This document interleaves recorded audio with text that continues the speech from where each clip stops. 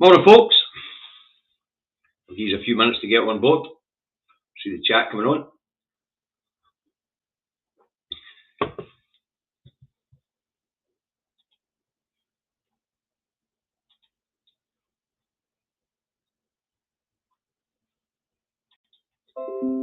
It would appear that's us live on YouTube and Facebook.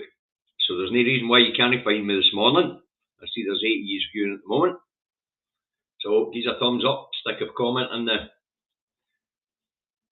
the chat. Anyway, sorry I had no broadcast yesterday for you folks. I've got some car problems I have to attend to. And I'll be doing that again this afternoon after this broadcast. Numbers are climbing nicely. We'll let you get on board. Morning, Jim. Morning, last Braveheart. Morning, Gerard.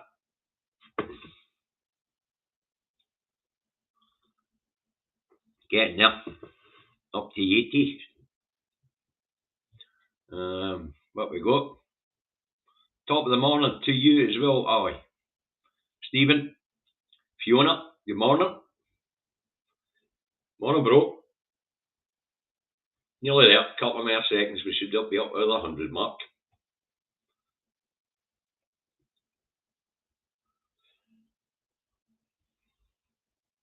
Getting there.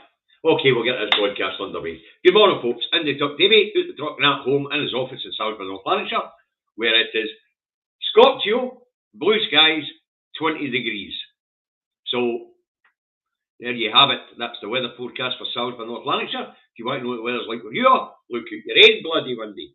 Alright, let's get this review underway. This is the news review of the 8th of the 8th, 2022, better known to you and I as yesterday. Alright, Monday started with one main theme in the rags, cost of living crisis. Gordie Brown has escaped his crip. The man who deregulated the banking sector, allowing criminals like Sunak and Javid, both ex-bankers, to orchestrate the banking crisis in 2008. You'll all recall the RBS and the APN Ambrose saga. Anyway, you can look it up for yourself. Anywho, Bruni, the conquered-fisted zombie, wants a Cobra meeting called to address the cost of living crisis. Also, Ian Blackford calls for Parliament to be recalled. Starmer says if the Tories don't act, he will. But Davy says Davy is not sure what he means by that, because the Tories have a whopping great majority in the Parliament down the road, and if the Tories don't want to do nothing, then they bloody well won't, and there's nothing the Parliament can do about it. Alright. Also in the rags, the Eye newspaper says policies on tackling the cost of living crisis will decide the leadership race. Alright, the Davy says no, it won't. Colour of skin will decide who the next PM is. Tories are willing to vote for stupid as long as the stupid is white. So that tells you that Truss is still out in front of the polls. Alright, moving on. Tuesday, down that road, the blue and blue war and the Tory party goes on, with the majority of Tory big hitters now backing Liz. Nice bit dim Truss. Now, the battle for the Donhood of the Tory criminal syndicate moves on to cost of living crisis. Truss wants to cut taxes to stimulate the economy, which is flatlining. It will then be in negative territory by the end of this quarter. Alright, we're on our way into a recession stroke depression. Anyway, Truss isn't the brightest. She doesn't seem to realise the economy is flatlining and going into recession because the Tory party ripped us out of our biggest market. Cutting taxes to stimulate the economy only works if the economy has somewhere to sell what it produces into. The UK economy hasn't. No major trade deals with anybody. The Yanks don't want to play. The Europeans are about to start a trade war with us. And Truss thinks cutting taxes is going to stimulate the market. The UK market's already at saturation. That's why we're in contraction. We overproduced and had to export it. We have nowhere to export it to now. And if we can't export it, it's bloody well difficult and costly. So that's why we have contraction in the market. And cutting taxes to stimulate the economy just ain't going to work. Just ain't. The market has shrunk from 500 million people to 63.2 million people. That's economic suicide. Only a fucking idiot would do that. Sorry, only idiots. We're talking about the English and the Welsh here. They voted for it. They were conned into it. And I was just reading yesterday about a meringue company down that road who manufactured and sold their exclusive meringues into 12 European countries. They no longer export there. Cutting back staff, their only export market left is America, apparently. Anyway, stupid is as stupid does. So what's Sunak's take on what today about the cost of living crisis? Well, Sunak's a multi-millionaire. He doesn't notice there's a fucking cost of living crisis on. So his attitude is hold till inflation comes down.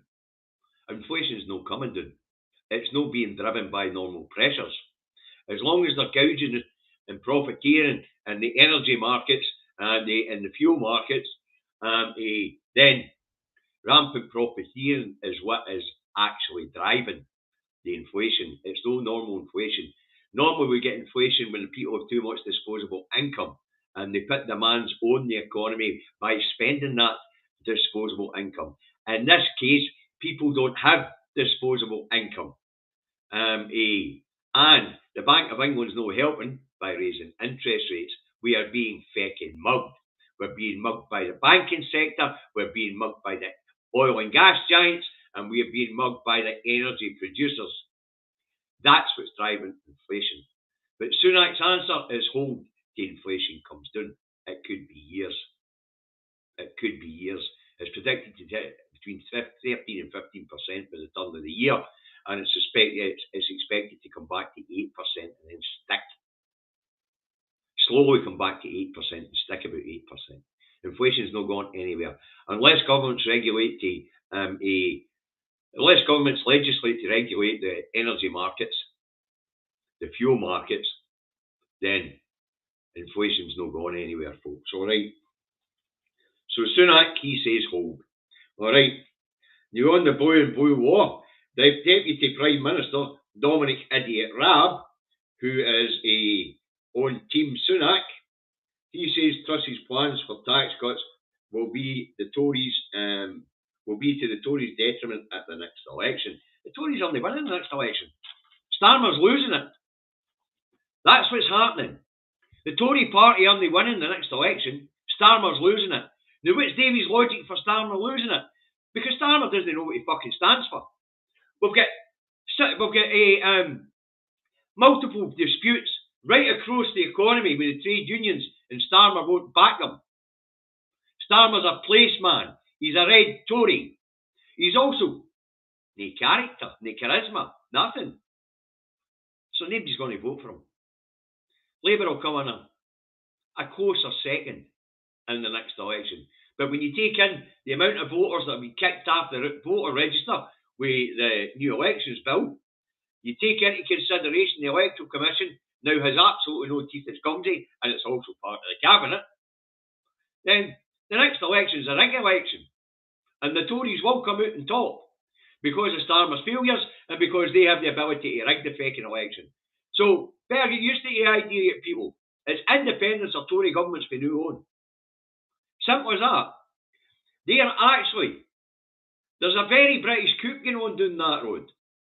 And the Tories are rebuilding the system, are going to be the architects of a system where only they can fucking win. That's what's happening down that road. DJ Marty is on Facebook, mate. Go to my Facebook page, you'll find it. Alright. Right, moving on. Monday. And this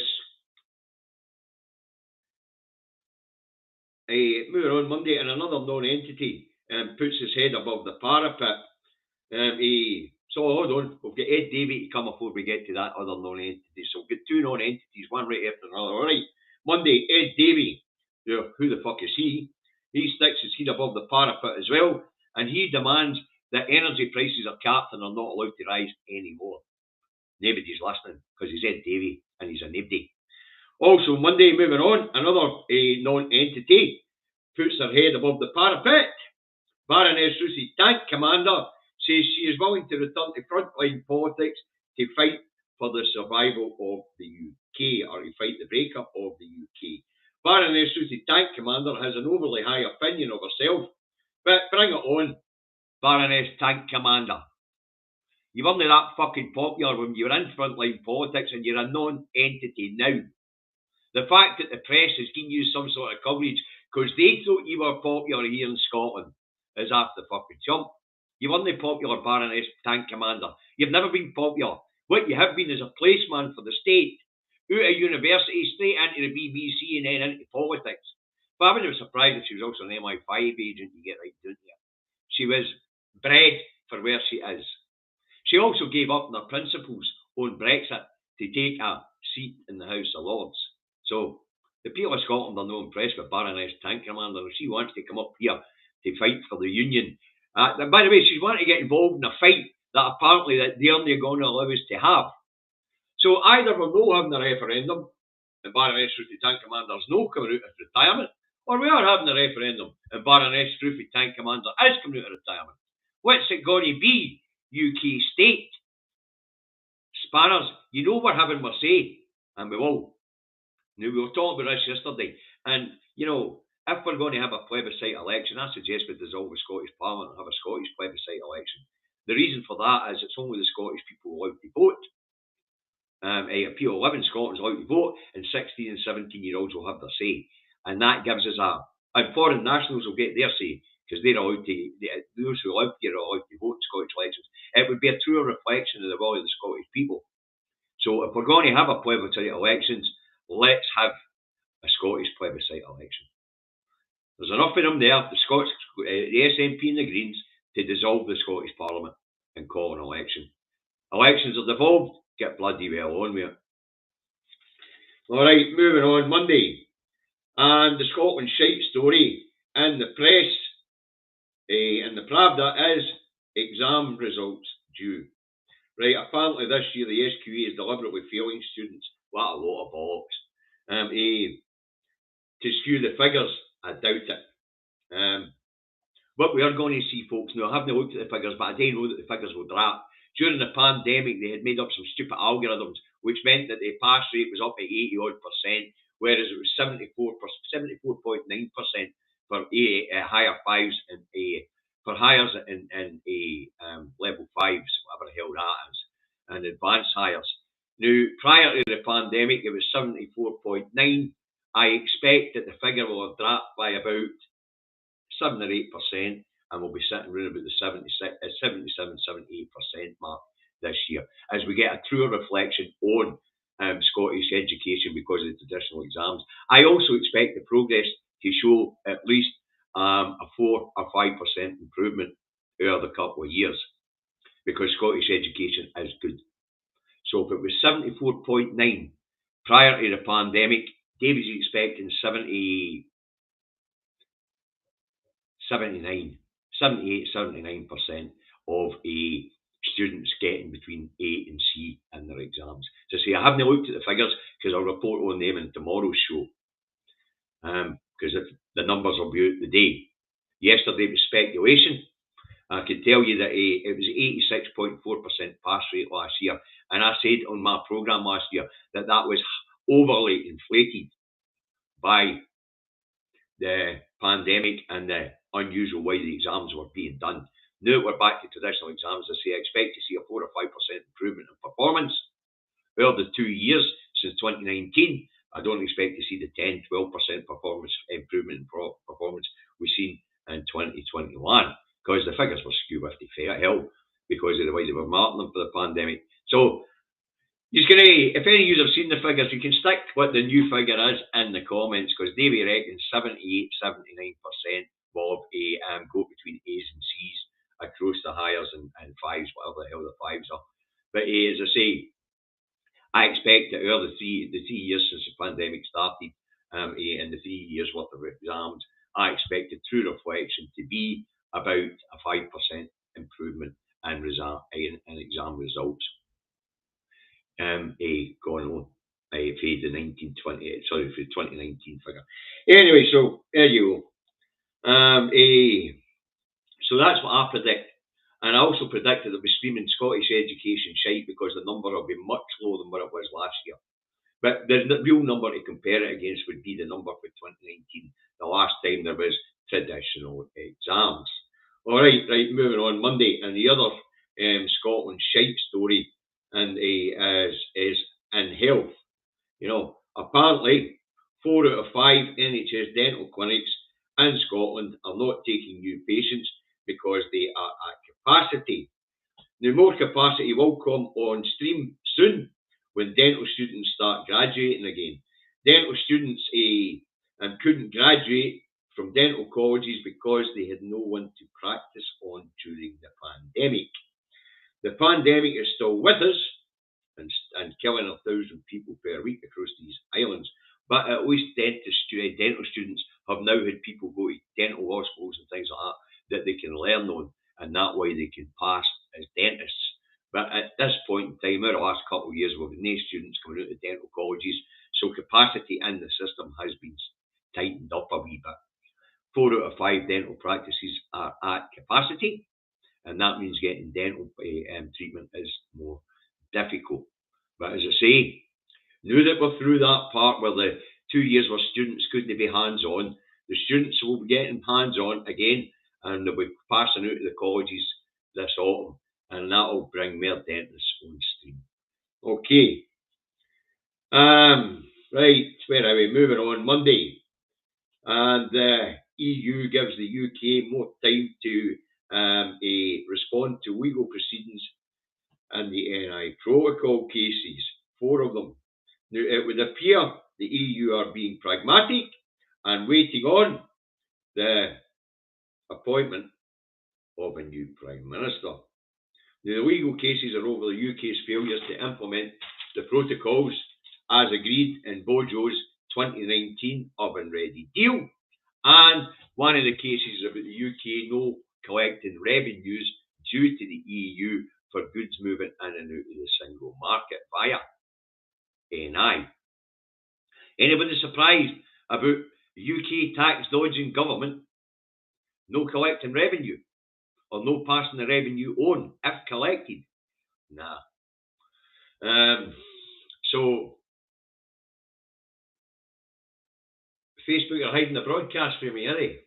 Sorry about that, boys and folks, but I can assure you I can see it. Right, so there you have it. The UK government have been given more time to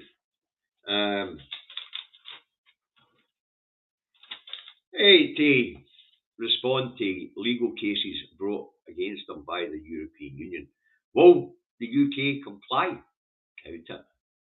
That criminal cabal down that road don't seem to respect law at all.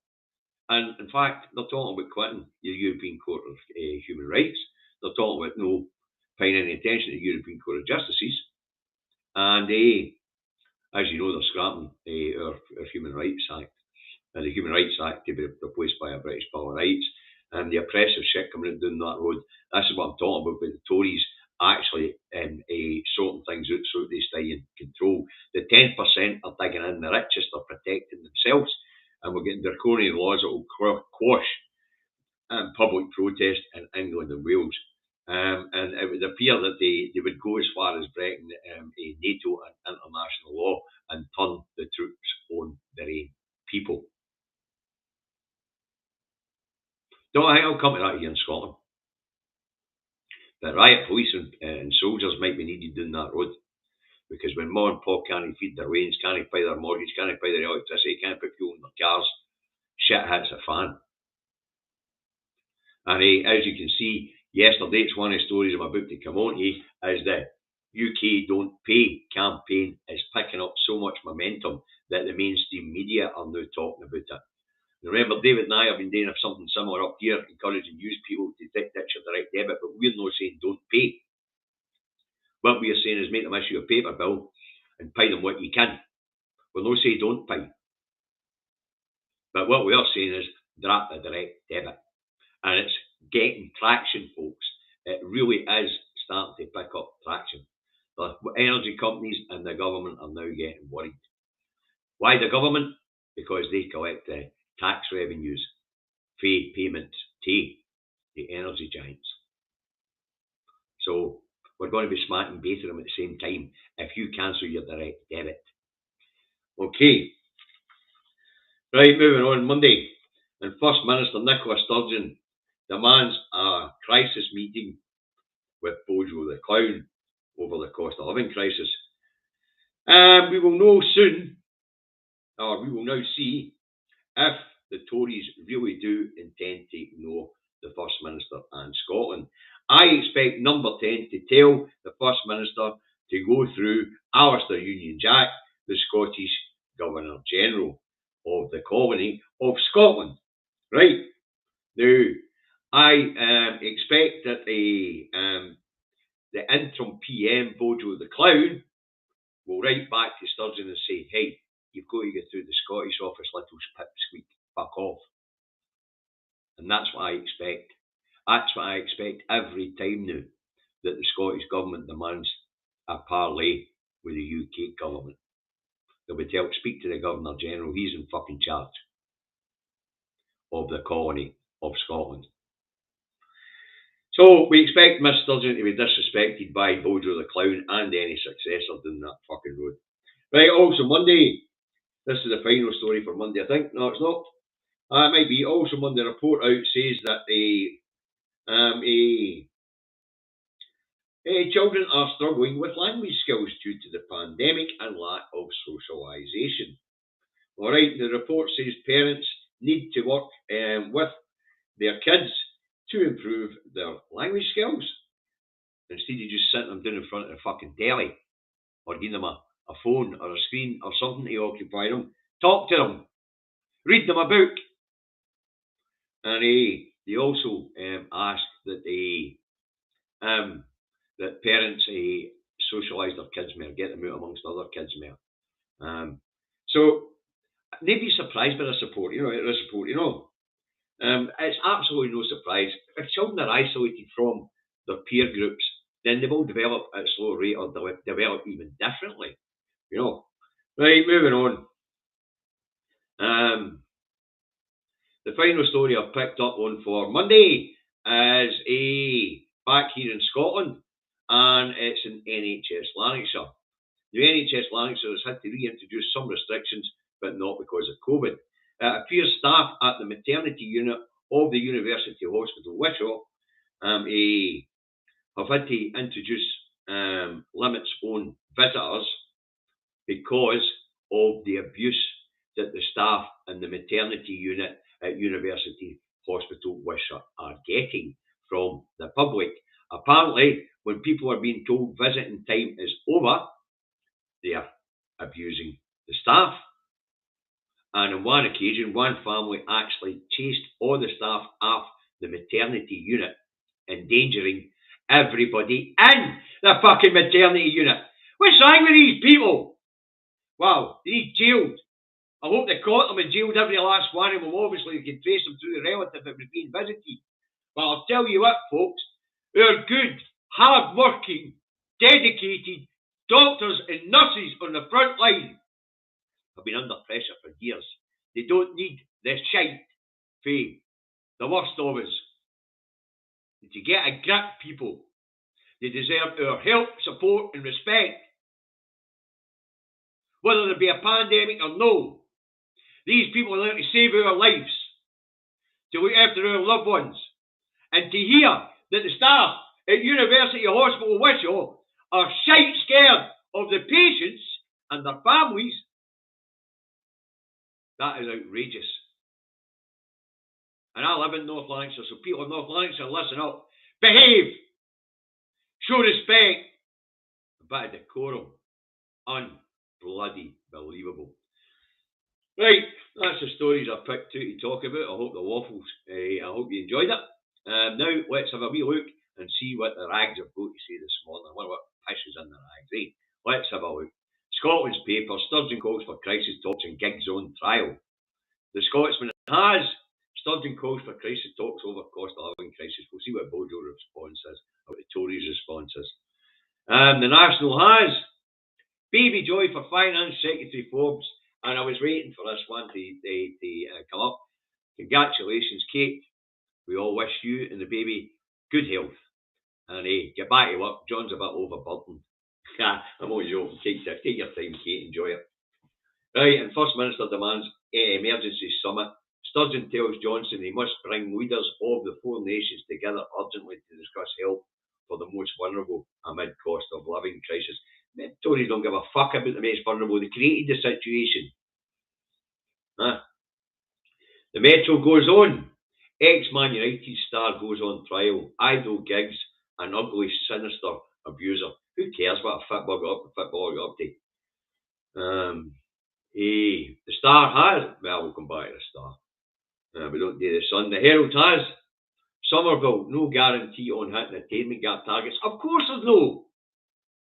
You know, she's right. The Scottish Education Secretary. There is no guarantee in hitting attainment gap targets because we had 2 years of disrupted education through the pandemic. No doubt it would tell the Scottish education system shite. Right, the Record has, I hope you die in prison.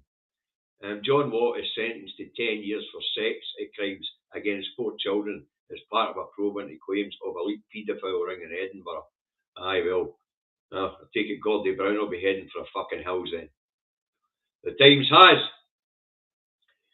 Trust plan is electoral suicide note Warren Drab. We spoke about that. You know, and millions paid out to silence disgruntled Scottish public sector staff. Don't know what that's all about. The Scottish Daily Express, the loony mag, has positive. Trust Britain's best days are ahead of us. Trust, you're an airhead. You're an idiot. You're talking about cutting taxes to stimulate an economy with no fucking market to sell into. Wow, you're a airhead. That's the best description I have for you. An airhead, Trust. You're an idiot. But Sunak's no better.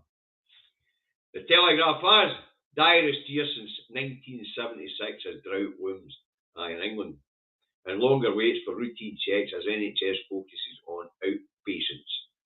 That's also in England, by the way. The lunatic rag, the Fail has police checks on Russian and Chinese nationals act.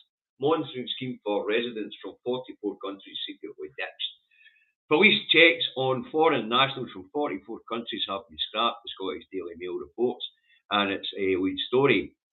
Tens of thousands of people, including those from Russia, China, Iran, no longer have to give their details to police when moving to the UK after the government abruptly scrapped checks at the end of last week with no public announcement or public consultation. So there you go. Doors are open to everybody but the EU 27 and all sorts of criminals and God knows what will get in. Right, I think that's the last of the big ones. Let's get back and see what the Star has for us today. I like to leave a Star to last because sometimes it is really daft and mental headlines, which gives us all a smile. But in this case, the Star has Gorham's ashes buried behind goal at Ibrox. Seems like a reasonable place to put them. And Giggs and Dock. On the pitch, his skills were a thing of beauty. Off the pitch, there was a much uglier and more sinister side to his character. The footballer's been batting his wife or something like that, and cheating or something like that. I have no idea. I don't follow that sort of pitch. But that's what we got in the papers today, folks. And that's my report for today. I hope you found it interesting. I hope you found it informative. And I hope you found the delivery entertaining. Now, as you see, I struggled a wee bit today. That's because Dafty left his glasses somewhere and he doesn't know where they are, so I'm not even getting another pair. So, let's go on to the usual stuff. Okay, now there is a campaign underway. The unionists are fighting it. We're not really so prevalent at the moment, but the unionists are piling in with the SNP bad Scotland shite stories. It hasn't really stopped since 2014. I'm surprised anybody in Scotland's still alive, because we're being dealt with that dire with that shite every day by the mainstream media. I'm surprised we haven't all committed suicide. That's how bad it is. But hey, as I say, there is a campaign underway, folks. So, partisan politics in your pockets. Get your eyes on the prize, learn your how you gonies, and get out there and win hearts and minds because Scotland will have its say. Believe me, Scotland will have its say. All right then, support the independent media. Okay, support Broadcasting Scotland, Independence Live, Indie Live Radio, Caldon Media, Trues Radio, the national newspaper, support independent bloggers and bloggers. And if we've got a crowdfunder going and you can afford to throw a few pennies in the pot, please do. These guys do great investigative work. Also, well, we're on about that sort of stuff. The ND2 Cafe is holding a charity night in the General Motors Club in Holytown on the 24th of September 2022. Ticket price £10, and that includes raffle tickets, buffet, and entertainment for Pete Scally and a rant for me, probably. So there you go. So if you can make it to that charity night, please do, folks. We are now getting into a real crisis, and things like the ND2 Cafe and the charity work they do is going to be very important, because the money they raise generally turns into food that goes to food banks or into stuff that they need in the baby bank in Coatbridge or elsewhere. So if you can come along to that on the 24th of September, tenner's no a lot, plenty of time to save up. You know, if you're in the Glasgow or Lanarkshire area or even West Lothian where you can get to easy enough, please buy a ticket. Contact Agnes Kerr at the ND2 Cafe, and there's a PayPal account where you can pre-book your tickets. Okay, I would appreciate. I'd love to see you all there. I really would. It would be a great night. There's room for 100 to 120 people. Love to see 100 to 120 of you there. Okay, right. New health messaging, folks. The pandemic hasn't gone away. I've just said in the report it's still killing 1,000 a week right across these islands. 91 in Scotland last week, which isn't bad actually, but it's too many. So remember, there's two bits of guidance left. Most people are not following them, but you know, there's two bits of guidance left, and that's face coverings and enclosed public spaces, especially places like hospitals, doctor surgeries, that sort of thing. Okay, and clean your hands and surfaces regularly. That's the two bits of guidance that's left. All right. Now, if you're feeling no well, mask up if you're out and about, and social distance. Show a bit of a responsibility to your fellow citizens. And if you're still testing with NHS lateral flow tests, then please submit your test results to NHS Scotland so we keep an eye on what's going on out there with the pandemic. Okay. Now, that's it for the day, folks. If you like what it is that David and I do, and if you like the Indie Truck David Daily, please share it around so that others can see what we've got to say. All right. Now, thank you all for watching. Viewing figures were fantastic, up at 180 was there. Still a wee bit lower because I'm not seeing what some of the audience is now split, and I'm only seeing the Facebook audience, I think. But it's lower than where it's been, but it's starting to climb again, so that's the main thing. Okay. So thanks very much for watching today. Look after yourselves. Have a nice day.